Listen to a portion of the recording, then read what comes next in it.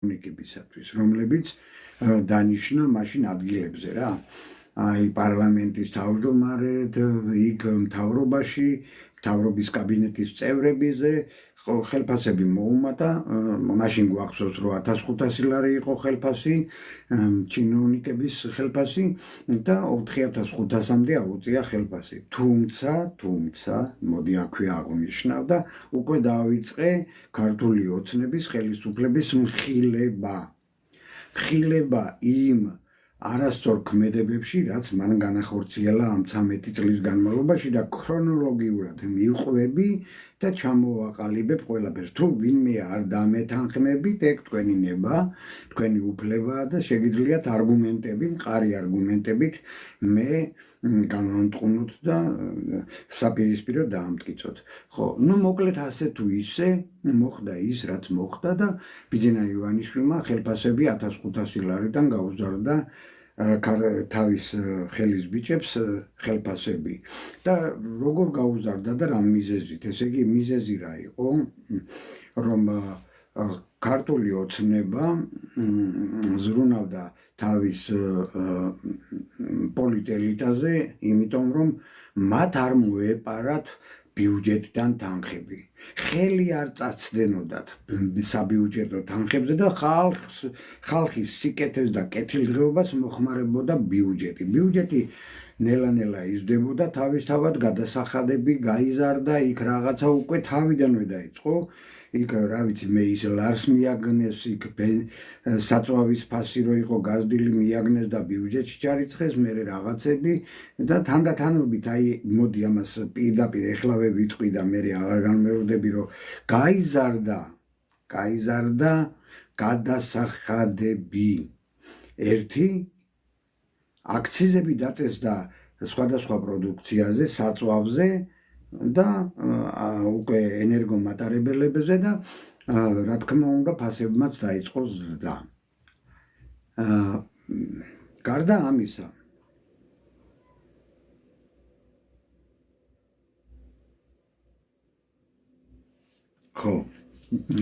ამისა თავარი პროცესი, რომელიც შეჩერდა და სულ სხვანაირად ქონდა და ჩაფიქრებული და მე სხვანაირად შემოგვასაღეს, ეს იყო კოაბიტაცია.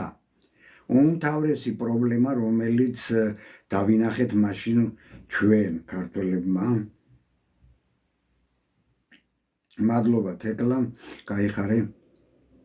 ყუთია დადებული, ქოინებია დადებული და თუ გნებავთ აგერ თეკლა დაგვიდო ყუთი და შეგიძლიათ ისარგებლოთ, რომ რა ვიცი, პატარა საჩუქრებით უგნებავთ გამოუშვით.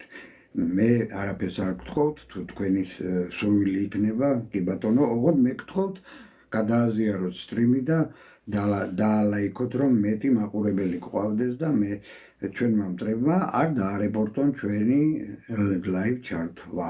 ეხლა მოკლედ ასეა თუ ისეა, ეს პირველი წელი როგორღაც იყო და მე მაშინვე დავიწყე სხვათა შორის Facebook-ზე იმის წერა, რომ პოსტებს წერდი და აქტიურობდი, რომ იმ კუთხით, რომ არ შეიძლება ასე, იმიტომ რომ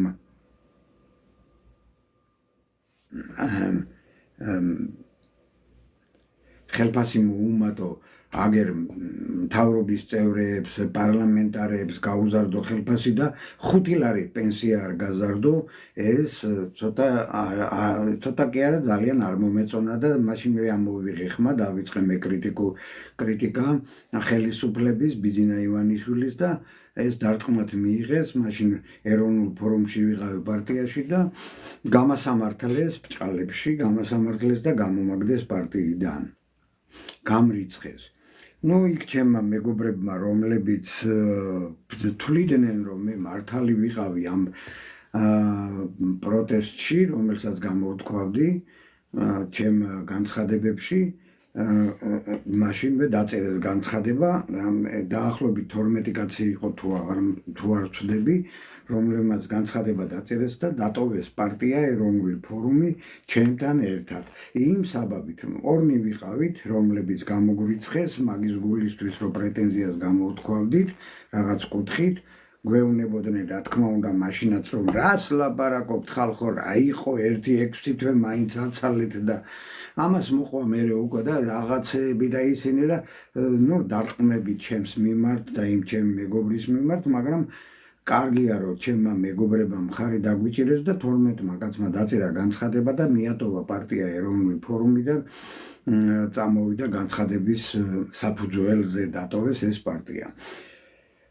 ხო, რა თქმა უნდა, სასიხარულო იყო ჩემთვის, თუმცა ქვეყნისთვის არაფერი სიკეთე ამას არ მოუტანია, იმიტომ რომ კარგი ადამიანები, ერთგული ადამიანები და ეროვნული ადამიანები ჩამოცილდნენ პოლიტიკურ პროცესებს.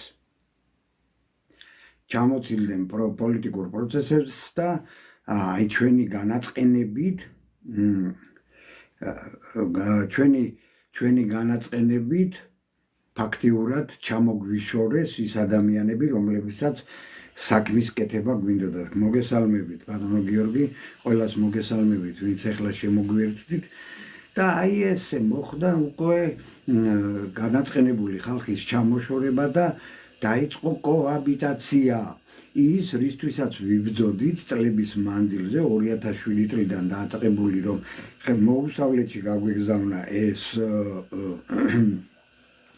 ის ხელისუფლება, სააკაშვილის ხელისუფლება, ფაქტიურად გადაგვიარა ქართულმა ოცნებამ, საერთოდ იგნორი გაუკეთა ქართველი ხალხის მოთხოვნას და კოაბიტაციაში შევიდა ნაციონალურ მოძრაობასთან და ჩვენ კარგად გვახსოვს, ვინც დანაშაულებს ჩადიოდა სასამართლოს ძალით რამდენიმე ადამიანი რა თქმა უნდა გაასამართლეს, დაიჭირეს, მიუსაჯეს, პატარა ესეთი ისინი როგორც ახლა დღეს ხდება მაგალითად აგერ უკვე ვაკვირდებით, რომ დაიჭირეს ვაშაძე, გამოუშვეს ვაშაძე, დაიჭირეს გვარამია, გამოუშვეს გვარამია, დაიჭირეს ხაბეიშვილი, გამოუშვეს ხაბეიშვილი, მე ისევ დაიჭირეს. ნუ მოკლედ იწილო ბიჭილო ნაცებსა და ქოცებს შორის და ესე გრძელდება 13 წელია რა. დღემდე მოყვება ესეთი პროცესი, რომ თითქოს და რაღაცას აკეთებენ, ებდვიან ნაცებს, მაგრამ ნახეთ როგორ ხდება. დღესაც ამათი მხარდამჭერები ეს 1,200,000 ვართ რო იძახიან. 1,200,000-დან საინტერესოა 2028 წლის არჩევნებამდე რამდენი მიაღწევს ამათ მხარდამჭერებად რა. აი იმის შემდეგ, რასაც ესენი აკეთებენ ახლა, გადავიდეთ ნელ-ნელა კოაბიტაცია, მერე მიიღეს კანონები, ისეთი კანონები, აი მაგალითად ანტიდისკრიმინაციული კანონი მიიღეს, მერე მიიღეს იუვენალური კანონი, მერე ისეთი კანონები მიიღეს, რომლებიც მაგალითად ხელს უწყობდა ამ ქვეყანაში აი მიხეილ სააკაშვილის პოლიტიკის გაგრძელებას, არათუ შეცვლას, ცვლილებას, არამედ სააკაშვილის პოლიტიკის გაგრძელება დაიწყო და ამას მიყო ხელი ჩვენმა ხელისუფლებამ და დღესაც იგივე რეჟიმში არიან, ხო? ხედავთ ჩვენ ამას, ხო? და მოვიდნენ იქამდე, რომ უკვე დაიწყეს, რომ ეს სააკაშვილის რეჟიმი იყო, ესენი ცუდები იყვნენ, ზოგიერთი გამოსწორდა და კარგები გახდნენ, გუშინდელი ცუდები დღეს უკვე კარგები არიან და შეიძლება მათთან თანამშრომლობა და შეიძლება რომ გაკეთდეს ისეთი ტანდემი, კოლაბორაცია მოხდეს პარლამენტში და მთავრობაშიც, სადაც ნაცებიც და ქოცებიც იქნებიან ხელისუფლებაში და ძალაუფლებას გააგრძელებენ. აგრეთვე ის ბიზნესები, რაც ნაცებს ჰქონდათ თავის დროზე, წართმეული ხალხისათვის, ის ბიზნესებს შეუნარჩუნდათ, პირიქით უფრო გაფართოვდნენ და ქართულ ოცნებასთან გადაინაწილეს ეს ბიზნესები და მოკლედ ეს სიამტკბილობაში ატარებენ უკვე 13 წელს. ხედავთ, რომ ხელისუფლება ყოველთვის ახლა ეს ქართული ოცნება ყოველთვის აცხადებდა, რომ ისინი ცუდები იყვნენ, ჩვენ კარგები ვართ, ჩვენ კარგები ვართ, ხალხს არ ხოცავთ ქუჩაში, ამიტომ უკეთესები ვართ. მე მინდა კითხვა დაუსვა ქართული ოცნების ამომრჩეველს რა.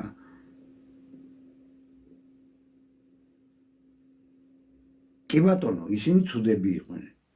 ესენი ცოტათი უკეთესები, მაგრამ ვიღაცამ დამარწმუნოს იმაში და ამიხსნას, რომ რას ნიშნავს ესენი უკეთესები არიან ვიდრე ისინი და რამე სიკეთე მოუტანა ამან ქვეყანას, ქართულ ჩვენ მოსახლეობას რამე სიკეთე მოუტანა თუ რახან ესენი იმადზე უკეთესები არიან და ისეთი ჯალათები არ არიან, ამიტომ რა ვქნათ ახლა და ყოველთვის იხსენებენ ნახე რა თუ ჩვენ არა ისინი დაბრუნდებიან და კიდევ დაიწყება ყველაფერი თავიდან. აი ამით აშინებდნენ ვითომ ხალხს და რა ვიცი ახლა მიამიტი ხალხი და გულუბრყილო ხალხი ამას იჯერებდა რომ ესე იგი ოცნება რომ ჩამოშორებულიყო ხელისუფლებას აუცილებლად დაბრუნდებოდნენ ნაცები. შეიძლება ესეც მომხდარიყო იმ პერიოდში, მაგრამ ამით სპეკულირება მე მგონი რომ კარგი არ იყო. მარტო ამაზე აქცენტის გადატანა და ხალხის კეთილდღეობაზე არ იზრუნო, ეს რაღაცას ცოტა ისეთია, ხო? ამიტომ რომ სააკაშვილი არ დაბრუნდეს თავის პოლიტიკურ პარტიასთან ერთად და შენ არაფერი გაუკეთო ქართულ ხალხს, ეს ატრიალო 13 წელი შედალოცილო ამით რა ხეირი ბადრის. აი მე პირადად რა ხეირი. რამე წინ წავიწიე, ქვეყანამ წინ წაიწია, ეკონომიკურად რამე გაკეთდა ისეთი სასწაული, რომ გადავასწარით ევროპას და ევროპულ ქვეყნებს, როგორც ესენი იმას დებენ, რა ქვია, მონაცემებს დებენ, რაღაცა სიაფანდო მონაცემებს, რომ აუ და ჩვენ პირველები ვართ რაღაცა ევროპაში და უკვე ძირძველ ევროპულ ქვეყნებს გადაუსწარით, გერმანიას, საფრანგეთს და იტალიას და პორტუგალია, ესპანეთს გადაუსწარით ეკონომიკური განვითარების კუთხით, ვისაბოლებთ. როდესაც შენ ეკონომიკა არ გაგაჩნია. აი საერთოდ განადგურებული გაქვს ეკონომიკა და როგორ განადგურდა 90-იან წლებში ჩვენი ეკონომიკა, ვიცით, საბანკო სფერო და მთელი ეს ცვლილებები, რაც მოხდა შევარდნაძის დროს და რაც დაიწყო, ისე გააგრძელა მიშიკომ და ისე გააგრძელა ბიძინამაც, ხო? შედალოცილო შენ. როდესაც შენ საერთოდ ეკონომიკა არ გაგაჩნია და რაღაცას გაფაფხურდები და კოკაკოლას გამოუშვებ და ბარამბოს ნაყინს აწარმოებ ქვეყანაში, რა თქმა უნდა შენ ეს უფრო სწრაფად განვითარებულ ქვეყნად ჩაგთვლის რა. და თქვათ 5%-ით განვითარდა შენი ეკონომიკა. და ვიღაცის იქ, რომელსაც ქარხნები აქვს, ფაბრიკები აქვს, გერმანია ავიღოთ მაგალითად, ხო? გერმანიას ფაბრიკები, ქარხნები, გუგუნებს, ყველაფერი და წარმოება კარგად არის, ინდუსტრიის საქმე კარგად არის, რა თქმა უნდა, ის 0 რაღაცა 5%-ით ვითარდება ყოველწლიურად. მაგრამ შენ შეიძლება 5-10%-ით განვითარდეს შენი ეკონომიკა. აი ზუსტად აი ესეც. მაგას ავთვლი ზუსტად მეგობარო, ეხლა თუ აქამდე არ მოგისმენიათ რა გააფუჭეს, ძალიან ცდებით, რა ვიცი, მე მგონი მაგას ავთვლი, ხო? ჯერ გაკეთებული ამათი არაფერი არ მithქვამს და თქვენ უკვე მეუნებით ისიც ჩამოთვალეთ, რაც გააფუჭესო. ჩამოვთვლი, არ ნერვიულობ, ჩამოვთვლი, ყველაფერს ჩამოვთვლი და ეს კანონმდებლობა, მოკლედ კანონმდებლობა ისეთი მიიღეს, რომ საერთოდ, შეირწყა ეს კოლაბორაცია ძალიან მაღალ დონეზე, აიყვანეს კოჰაბიტაცია იგივე, აიყვანეს ნაცების და ქოცების და ისე გაერთიანდნენ, რომ უკვე აი ვეღარ ვხედავ, ნახეთ, ვეღარ ვხედავ განსხვავებას, ნაცი ვინ არის, ქოცი ვინ არის, ყოფილი ნაცი ვინ არის, ყოფილი ქოცი ვინ არის და ასე შემდეგ რა. და წარმოგიდგენია თქვენ ეხლა უკვე აი ამ ბოლო პერიოდში 2025 წლის განმავლობაში აი რომ დაიწყეს კორუფციასთან ბრძოლა, არ ვიცი კობახიძემ დაიწყო, მდინარაძემ დაიწყო, ბიძინამ დაიწყო თუ ვინ დაიწყო, ქართულმა ოცნებამ მოკლედ დაიწყო რა. ეს რა ქვია კორუფციასთან ბრძოლა, ეგრეთ წოდებული ბჭყალებში, რა თქმა უნდა და ნახეთ ვინ დაიჭირეს, ვისი ჭერენ. განაყოფილ ნაცებს იჭერენ. ისევ ძირდველ ქართული ოცნების წევრებს, აი დამფუძნებლებს, ბიძინას რო გვერდში ედგნენ, გუნდი რო იყო ბიძინასი, პრემიერებად რომ მოყავდა ეს ხალხი, ამათ იჭერენ დღეს.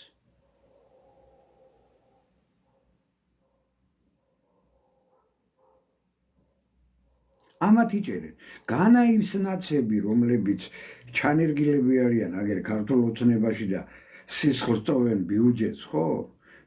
და მშვენივრად გრძნობენ თავს, წყნარად აი ესე ემსახურებიან ერთგულად ხელისუფლებას, ბიძინას და ემსახურებიან და ბიძინას დასაყრდენი გახდა უკვე ქართული ესე ნაციონალების გარკვეული კასტა, ხო? ხელისუფლებაში ბიძინას დასაყრდენი გახდა და სამაგიეროდ ქართული ძირძველი ქართული ოცნების წევრები, დამფუძნებლები, ერთგულები ბიძინა ივანიშვილის ყველა მოღალატე აღმოჩნდა და ყველა ციხეში გაუშვეს თითქმის, ხო? ხო ხედავთ რა ჩვენ ამას. ხედავთ, გასაგებად აგერ ყველა დღე რაღაცა ინფორმაცია ვრცელდება, ეს დაიჭირეს, ის დაიჭირეს, იქ ჩოხატაურში დაიჭირეს, იქ დაიჭირეს, აქ ზესტაფონში დაიჭირეს, იქ მოკლედ რა, ყოველდღიურად ვრცელდება ინფორმაცია, რომ ვიღაცას იჭერენ. კორუფციას ებრძვიან და იჭერენ ძირძველ ქართული ოცნების წევრებს, ბიძინას თანამებრძოლებს, თანაგუნდელებს. რომლებიც 2012 წლიდან მოდიან, მაგრამ ესენის კარგი ხვითოები გამოდგნენ, კაცო, იქ პრეზიდენტი აირჩიე, ერთი ვარგისი გამოდგა, მარგველაშვილის გულისხმობ, მეორე აირჩიე იმანაც უღალატა ბიძინას. აგერ პრემიერ-მინისტრი 6 გამოიცვალე და სულ ყველა რაღაცა დანაშაულშია მხილებული და ზოგი ციხეშია და ზოგი გაქცეულია ქვეყნიდან. რა ხდება? რა ხდება გამაგებინეთ, უბრალოდ ამიხსენით რა. აი ქართული ოცნების მხარდამჭერებს, ქოცგამправებლებს ვეკითხები რა ხდება ხალხო? თქვენ ამას ვერ ხედავთ რა ხდება ქვეყანაში? ქართული ოცნების გარშემო რა სიტუაციაა შექმნილი და ვინ განაგებს უკვე ქართულ ოცნებას თუ ხვდებით? ყოფილი ენჯეოშნიკები, ყოფილია ეს სოროსისტები, ყოფილი ნაცების მხარდამჭერები სხედან დღეს ადგილებზე და მიყავთ პარადი რა. ქვეყანაში მიყავთ ისევ ნაცებს პარადი. დანარჩენი ბიძინამ ყველა თავისი აბსოლუტურად ბიძინაა თუ ვინც არის რა ვიცი მე ახლა ჩემთვის სულ ერთია ვინ ხელისუფლების უკან დგას ბიძინა ივანიშვილი, რომელიც რუხი კარდინალის როლს ასრულებს და წინ წამოწეული ყავს კობახიძეები, ფოხანაშვილები და მდინარაძეები და რა ვიცი ვიღაცეები, რომლებიც მე თუ მკითხავთ საერთოდ არ ვიცი რა მარაზმში არიან გადავარდნილები და საერთოდ აჭრილები არიან. აჭრილები არიან და ნახოთ ახლა რა ხდება. მოვიდნენ ახლა გამოიარეს როგორღაც ეს პერიოდი, როდესაც რუსეთ-უკრაინის ომი დაიწყო და რაღაცნაირად სანქციები არ დაუწესეს, იმიტომ რომ ყველაზე მეტად ვისაც არ აწყობდა სანქციების რუსეთზე დაწესება, ეს იყო თვითონ ქართული ოცნებისა და ნაციონალური მოძრაობის პოლიტ-ელიტა. აი მაგათ არ აწყობდათ. იმიტომ კი არ შეიკავეს სანქციების გამოცხადებისგან თავი, რომ ქართულ ხალხზე და ქვეყანაზე ზრუნავდნენ. არა, მათ არ აწყობდათ პირველ რიგში რუსეთთან ომი. იმიტომ რომ ქვეყანა ისე დაალაგეს ლამაზად, მაგარ ფულს შოულობენ, კორუფციაში ჩაეფლენ, ხო ჩაეფლო მთელი ხელისუფლება. ხო ხედავთ არა რამდენი ადამიანია დაჭერილი.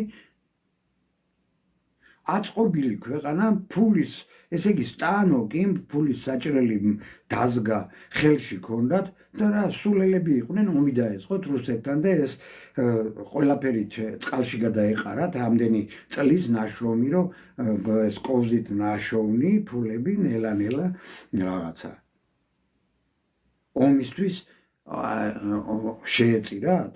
არა, რა თქმა უნდა. ეს ჩემი და თქვენი გულისთვის კი არ გააკეთეს, ხალხო თავი კი არ შეიკავეს ომის დაწყებისაგან, არამედ საკუთარი ინტერესებიდან გამომდინარე პირველ რიგში და მერე უკვე ჩვენ.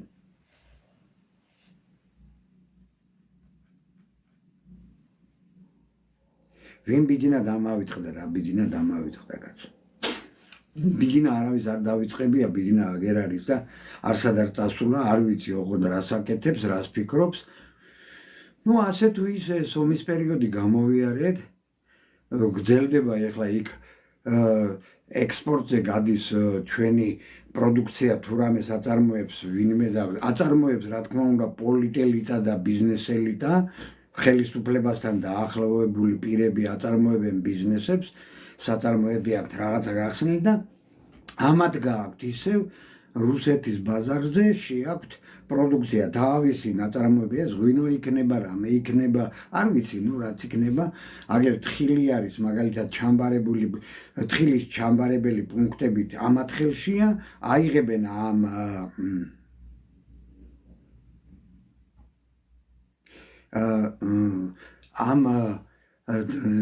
თხილს მოაგროვებენ, გადაარჩევენ, გაასუფთავებენ და კაპიკებში იბარებენ ხალხისგან, გლეხობისგან და მერე უკვე კარგფასში ყიდიან ევროპაში გააქვთ, თურქეთში გააქვთ და რა ვიცი, თავისი ესეთი კორუფციული გარიგებებით თუ პირადი კავშირებით, ეს პოლიტელიტა სარგებლობს ექსპორტზე, თუ რამეს აწარმოებენ ამ ქვეყანაში, ყველაფერი ამათ ხელშია და ამათ გააქვთ.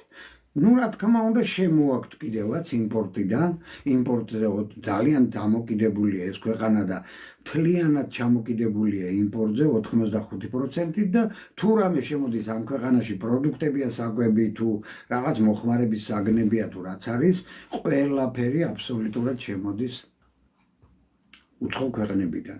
ესე იგი, ჩვენი ემიგრანტები ჩვენი გადასახადებიდან და თუ რამე ბიუჯეტი ივსება, ეს ბიუჯეტის ფული პირდაპირ კონვერტაციას განიცდის და გადის საზღვარგარეთ და ამდიდრებს რუსეთის, თურქეთის და სხვა აზერბაიჯანის და რა ვიცი მე ვისი ეკონომიკებს ამდიდრებს, ხო? ემსახურება მათ გამდიდრებას. საქართველოს ხალხის გამდიდრებას და ფერზე დაყენებას არაფერი არ ემსახურება დღესდღეობით. ეს ვიცი ჩვენ ამას ხედავთ, ამას მივეჩვიეთ უკვე. ზეპირად ვიცით, 3 წელია ამაზე ვლაპარაკობ TikTok-ზე და დიდი ხანია წერდი კიდევ Facebook-ზე, ხო? ნუ არ ვიცი, აი თქვენ თუ რამე ისეთი იცით რაღაცა ისეთი რომ ამათ აი ამ სიბინძურეს ჩამბანს კი ბატონო აგერ დამიმტკიცეთ რა, სად არიან ეს ქოცგამправებლები, ქართული ოცნების ამომრჩევლები, სტრიმებს რო ჩართავენ და ბიძინა მადიდებლობა იწყება იქ და თქვენ რას ლაპარაკობთ, ხალხო ქვეყანა შენდება და ბიძინა რო არ ყოფილიყო დღეს ომში ვიქნებოდი ჩართული და მშვიდობა არ გვექნებოდა და აბა ესა და აბა ისა და იმდენი ფული იშოვეს ამ კორუფციით.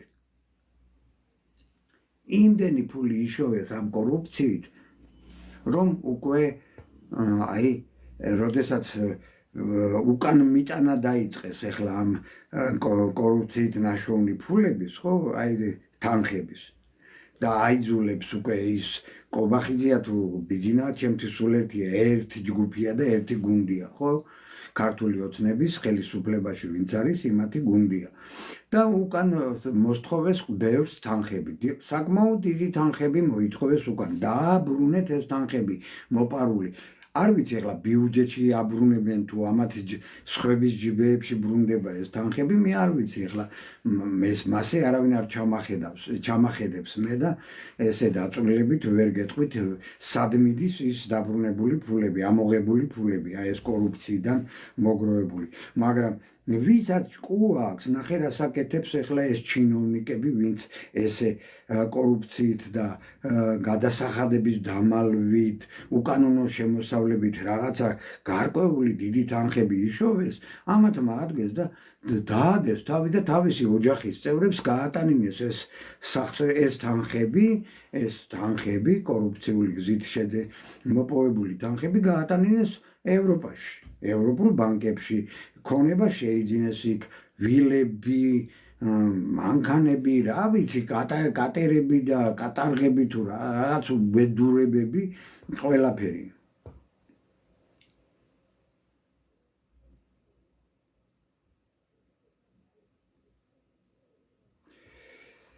თუ თქვენ მაგას ვერ ფიქრობთ, ბიძინა რო წავიდეს, ვინ უნდა მოვიდეს და აქ ვერავის ვერ ხედავთ, კარგად ყოფილა თქვენი საქმე და თქვენ უკვე ჩამოყალიბებული ხართ ბოდიში მეგობაროთ, შეურაცხყოფად არ მიიღოთ, მაგრამ მონური სულისკვეთებით ხართ უკვე განსწვალული და ჩამოყალიბებული ხართ ისე რომ ბიძინას რო რამე დაემართოს, დაიღუპება ქვეყანა რა. მასე რო ეფიქრათ, ხო, დავით აღმაშენებელი აღარ იქნებოდა საქართველოს მეფე და საქართველო აღარ იარსებებდა. დღეს მართლა აღარ იარსებებდა საქართველო რა. აი ეს არის ზუსტად მონური სულისკვეთებით რო ცხოვრობთ რა. უკვე ისე ხართ მონად ჩამოყალიბებული, რომ აი ბიძინა თუ არა, ვინ მოვა აბა, ვინ იქნება, ვინ გვიშველის ბიჭო, ბიძინას დალაგებული აქვს, ბიძინა ჩამოიკიდეთ ეს ხატათ ეს ბიძინას სურათები და დაუნთეთ ძანთელი კაცო, თუ ესე გჯერათ მაგ ხალხის რა. კი, თურმე ესე ყოფილა აქამდე, დავით აღმაშენებელი აღარა ყავს, გიორგი ბრწყინვალი არა ყავს, თამარ მეფე არა ყავს, რა ვიცი, ერეკლე მეორე არა ყავს, სოლომონ მეფე არა ყავს და საქართველო გაქრა რუკიდან, თურმე გაიგე შენ.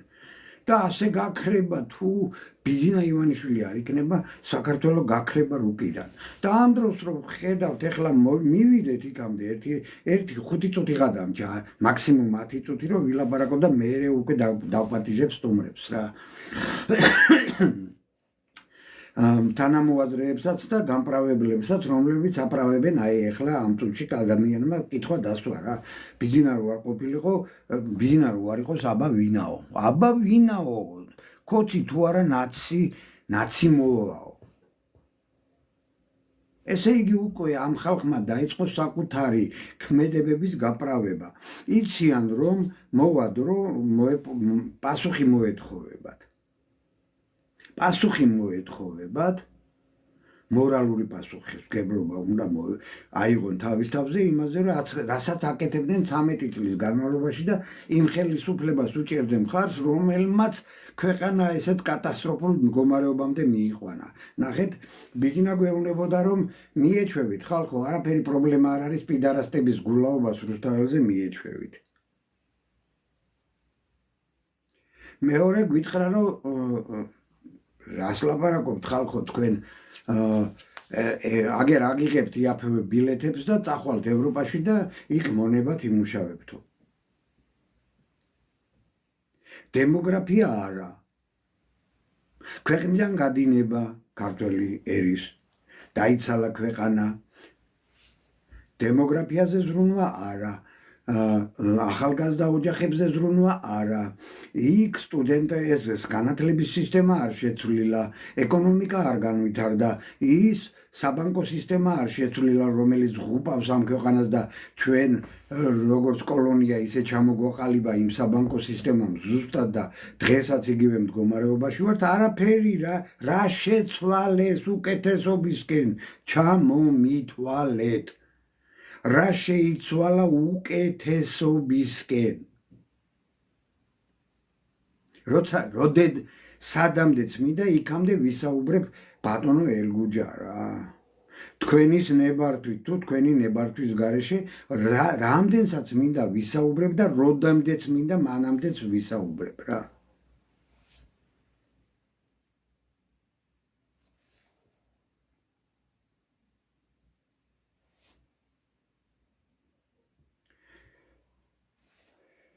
მოусმინეთ და გაიგებთ რაზე ვსაუბრობ. რაზეც მინდა იმაზე ვსაუბრობ. ეხლა თუ ვინმე შეიგინება აქ, კიდევ ერთხელ გაპატიებთ მეგობარო, აქ ცენზურა დააცულია. თუ ვინმე კიდევ ბილწიტყვაობით და რაღაცით დაწერს კომენტარს, ულაპარაკოდ დაიბლოკებით რა. მოდი შევთანხმდეთ ამაზე. თქვი შეჩემას მოგცემ მე შენი მაიმუნი დედავატირე მე, შეჩემა მამაშენს დაუძახე რა. ერთგამომწერიანი ისად ბოტი და ტროლი დავაი დაახვია აქედან შეჩემათი მამაშენს მიმართე რა ნუ მოკლედ მოვედით აქამდე რომ უკვე ქვეყნიდან გადინება ქართველი ხალხისა საკმაოდ დიდია რატომ? იმიტომ რომ ეკონომიკური სიდუხჭირია იმიტომ რომ ამ ხალხს აი ვინც ქვეყნიდან გარბის იმ ხალხს პირდაპირ აი 80%-ს ბანკების კრედიტები აქვს აღებული და აი ყელში აქვს წაჭერილი ეს კრედიტები და რა ვიცი ზოგმა ქონება უნდა დაკარგონ და ბევრმა დაკარგა სხვათა შორის ბანკების გამოისობით ქონება სესხები აიღეს რაღაცაში ზოგს ავანტყოფობის გამო დასჭირდა რაღაცა თანხა და აიღო სესხი ზოგმა რაღაცა რემონტი გააკეთა სახლში ცოტა პირობები რო გაემჯვებესებინა და ასე შემდეგ ჩაეფლენ ნელა-ნელა ამ კრედიტებში, საბანკო კრედიტებში და ბოლოს მოუწიათ ქვეყნიდან გაქცევა. ეს გამოიწვია ეკონომიკურმა სიდუხჭირემ. ხო გესმით რაშია საქმე? კი ბატონო. გადინება ერთია. დემოგრაფია მეორე. ჯანდაცვა არ შეცვლილა, საბანკო სფერო არ შეცვლილა. სოფლის მეურნეობა არ განვითარებულა. სასამართლო რეფორმა არ ჩატარებულა. CSKO-ს საარჩევნო სისტემა არ შეცვლილა. ესე იგი თავისუფალი არჩევნები არ ტარდება მაინც ამ ქვეყანაში. გაყალბებითა და რაღაცა დაშინებებით და მოსყიდვით ხალხის მოსყიდვით გრძელდება ისევ ამ ქვეყანაში საარჩევნო პროცესები. ხო ვიცით ეს არა?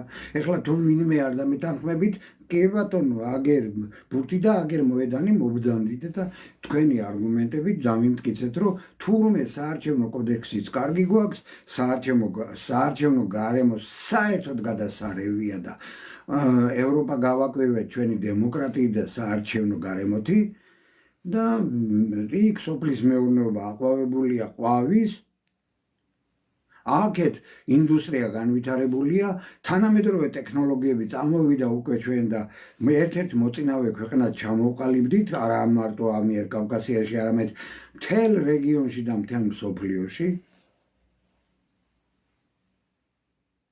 ამიხსენით ერთი. რა სიკეთეებია მოტანილი მოსახლეობისათვის ამ 13 წლის განმავლობაში. სად არის ხელშესახების სიკეთე დამანახვე თქვენ დალოცულებოდა დაგეთანხმებით. მე ყოველთვის იმასაც ვამბობდი, რომ თუ ეს ქართული ოცნების ხელისუფლება შეიცვლება უკეთესობისაკენ და დაიწყებს რეალურად საქართველოს მოსახლეობაზე ზრუნვას, კეთილდღეობაზე ზრუნვას, შეიძლება ხვალ არჩევნებზე მათ მივწე ხმა მეთქი. მაგრამ მე ვერაფერს ვერ ვხედავ სიკეთეს ამ ქვეყნის წინ წაწევა, აი ესე დემოგრაფია ჩამოვთვალე, სოფლის მეურნეობა, ჯანდაცვაზე რო გელაპარაკოთ, აი რაც მე პირადად გამომწადი ამ ოპერაციის პერიოდში, ხო?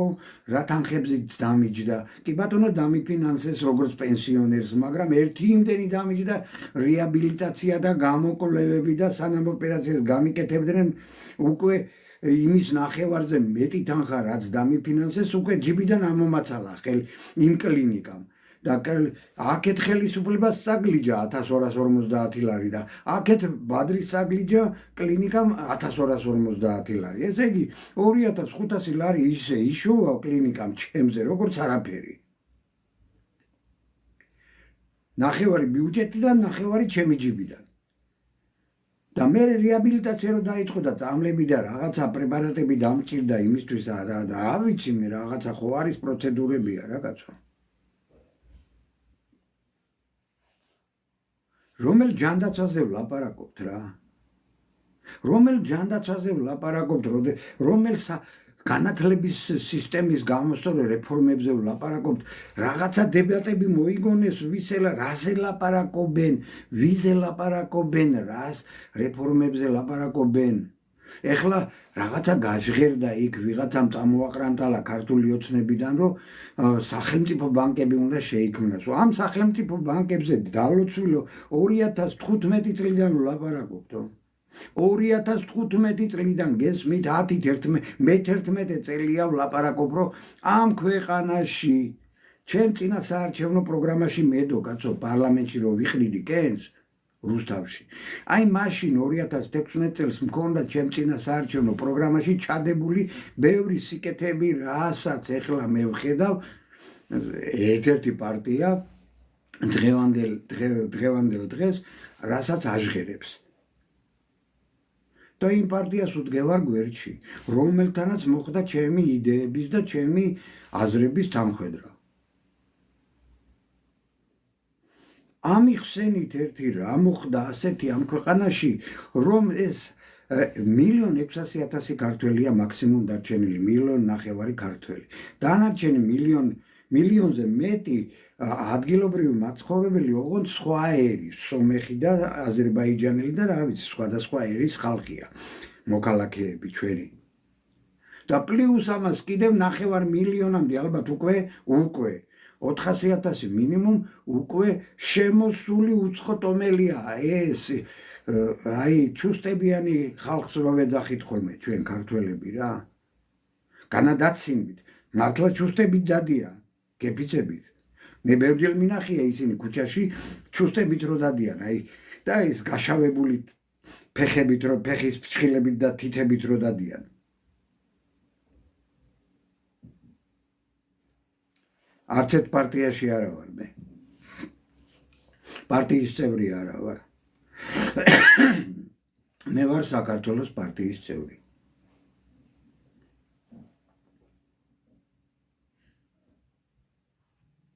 სად დამიდგებიან, ვინ დამიდგებიან, როგორც აი ეხლა შემოვიდეს ვინე ოცნების მხარდამჭერი და ნახეთ რა დღეში ჩამაგდებს. უმადურო ქართველო მეტყვიან პირდაპირ. უმადურო ქართველო მეტყვიან პირდაპირ. შენ ბიძინას გაკეთებულს ვერ ხედავ. იქ ვერ დაინახე რომ კაცმა 2 მილიარდი დაკარგა, უარი თქვა 2 მილიარდ დოლარზე, იმიტომ რომ საქართველოს ომი არ დაეწყო რუსეთთანო, სანქციები რო არ დაედო.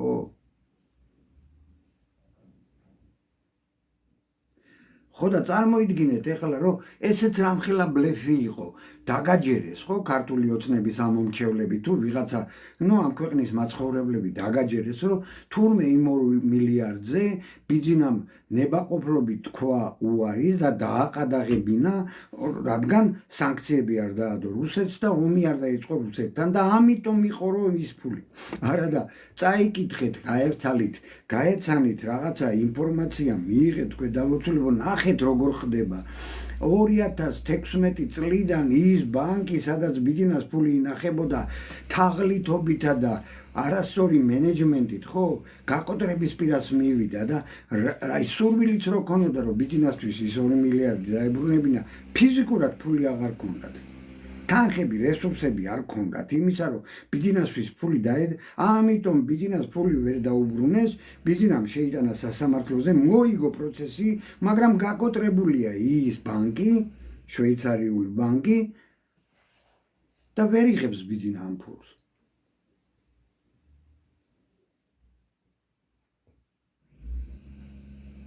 რეზო ბაქრაძე, აბა ერთი შეგიძლიათ რომ ამობძანდეთ? ამობძანდეთ მესტუმროთ, კორექტულად, ლამაზად, თქვენი მყარი არგუმენტებით გადამარწმუნეთ რა იმაში, რასაც მე ვლაპარაკობ და დამიმტკიცეთ, რომ უმადური ადამიანი ვარ. აბა გელოდებით, ერთი გამოაგზავნეთ მოთხოვნა და ამოგიყვანთ რა. თქვენი არგუმენტები კი ვიცი მე, ვიცი, ბიძინა დაიწყებთ და всё, ეგ არის თქვენი არგუმენტები. ქართული ოცნება, კობახიძე, ეს არის თქვენი არგუმენტები, თქვენ მეტი არგუმენტები არ გაქვს. ჩამომითვალეთ სიკეთეები, რომელიც მოუტანა ამ ქვეყანას აი ქართული ოცნების ხელისუფლებამ რა. ჩამომითვალეთ და მე იმას, აი თქვენ რეზო ბაქრაძე, მე მაგას ისე წაგიშლით მაგ არგუმენტებს და ისე დაგიბრუნებთ უკან, რომ მე ვეღარ ხმასაც ვერ ამოირებთ. მითხარით ერთი აბა კარგად ერთი ეს არაბული ქალაქები ინვესტიცია თუ ექსპანსია მუსლიმური ისლამური სამყაროს ექსპანსია საქართველოში ხო შენთვის იქნება სოფო რა თქმა უნდა შენ ხო გერმანიაში ცხოვრობ კაცო და შენთვის გერმანელი ერიც მშვიდობის მოყვარე ერია გახსოვს როგორ დამცინოდი შენ რო ვთქვი რომ ორი ბაბუა დაიღუპა გერმანიის ფრონტზე მეთქი გერმანელებმა მომიკლეს მეთქი იგივე რომ აი როდესაც ვამბობ რომ სპარსელებმა ჩვენი სისხლი დალიეს თურქებმა ჩვენი სისხლი დალიეს და თქვენ გამოვარდით და მე დაცინვა დამიწყეთ სხვა სტრიმზე ქილიკი დაიწყეთ ჩემს მისამართით რომ ეს რა თქვაო კაცო ბაბუა დაეღუპაო ბაბუაო ომშიო თურმე მეორე მსოფლიო ომშიო გაიგე როგორ არ აქვს ხვენიათ თუ ჩემი ბაბუის სიცოცხლე იმ თქვენ დამპალ გერმანელის ვიღაცას იმას კეთილდღეობას არ მირჩევნია კაცო როგორ წამოგცდათ ეს რომ ჩემი ბაბუის სიცოცხლე არაფრად არ ყოფილა არაფერი ის არ ყოფილა როგორ არა მე კარგად გისმენდი ჩემი ყურით გისმენდი როგორ ქილიკობდით იქ ერთ-ერთ სტრიმზე ჩემ ბაბუა ჩემის სიკვდილს და რამდენი ადამიანის ბაბუა დაეცა იქ ომში გერმანული ფაშიზმი რო დაემარცხებინა დღეს აი ეხლა გერმანელები რო შემოტრიალდნენ და არიქა გვიშველეთ ეხლა რუსეთთან მოლაპარაკებები უნდა დავიწყოთო სადახართ ერთი ეს მაგარი კოცები ერთი რა მაგარი ოცნების მხარდამჭერები სადახართ ერთი რომელ შეგიძლია თქვენ არგუმენტები დამილაგოთ და მე გამაჩუმოთ ოღონდ ისი არა მარაზმში არ გადავარდეთ ძალიან გთხოვთ მარაზმში არ გადავარდეთ თორემ ჩაგიშვებთ ქვევით